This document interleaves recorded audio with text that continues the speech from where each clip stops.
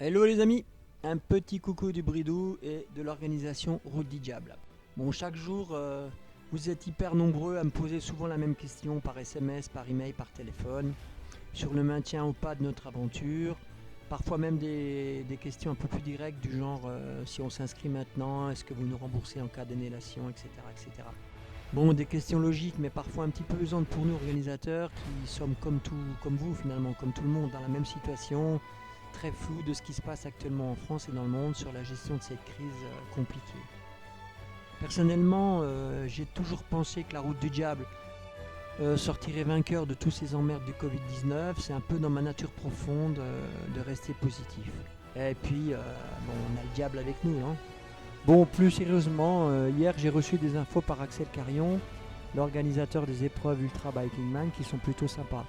Bon, en réalité, hier, il y a eu une grosse réunion au ministère avec des propositions de stratégie de déconfinement demandées par le ministère des Sports. On peut penser que ce sont ces options qui seront retenues dans quelques semaines. Alors, en gros, voici les grandes lignes. Reprise du sport professionnel et de l'activité des athlètes de haut niveau à partir du 11 mai, donc ça on le savait déjà. Reprise du sport en plein air pour le grand public, courir, marcher et rouler, etc. en extérieur. Pour le sport pro, proposition d'une reprise des compétitions à huis clos. Bon, ça c'est un peu space, mais bon. Ensuite, il propose 3 étapes. La première étape du 11 mai au 15 juin. Reprise des activités sportives uniquement pour les associations sportives qui souhaitent aider à la reprise de la réouverture des écoles. Bon. Ensuite, deuxième étape, à partir du 15 juin. Et c'est cette règle-là qui est importante pour nous à la Route du Diable. Les associations qui le souhaitent pourront reprendre leur activité en petits groupes, avec une limite fixée à 30 personnes. Troisième étape, août-septembre, rentrée sportive normale et reprise des activités classiques. Bon, on peut presque dire à ce jour que si ces propositions sont acceptées par le gouvernement, la Route du Diable aura lieu comme prévu à 95%. Pour l'instant, on n'a pas trop de soucis avec nos hébergements qui sont déjà réservés dans l'organisation, que ce soit à Valence, Crescia à Kungersheim. C'est un peu plus compliqué avec nos postes ravito CCK, mais bon, on va essayer d'arranger le coup.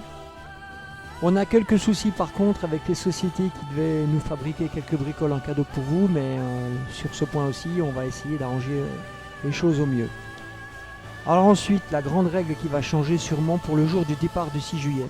Pour respecter les règles de distanciation, pour respecter sûrement les nouvelles règles de rassemblement interdit à plus de 30 personnes, pour améliorer le cadre de la sécurité maximum face à ce virus. On va changer le mode du départ sur la journée du lundi 6 juillet. On va sûrement instaurer des petits groupes de départ à des horaires différents. On va mettre tout ça au point pour que chacun de vous connaisse suffisamment tôt son horaire de départ et surtout son horaire d'arrivée au Clos du Puy.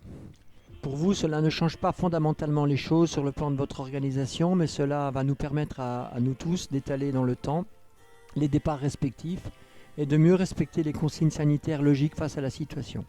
Voilà les amis, vu les demandes que j'ai eues ces derniers jours pour venir s'inscrire à notre aventure, on a espoir de remplir les 100 places, enfin on verra bien.